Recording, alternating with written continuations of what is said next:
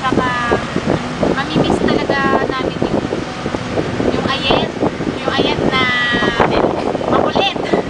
Kasi wala na kami taga-tawag pag kumain. Tapos ako wala na akong kasabay sa pag-uwi. Solo flight.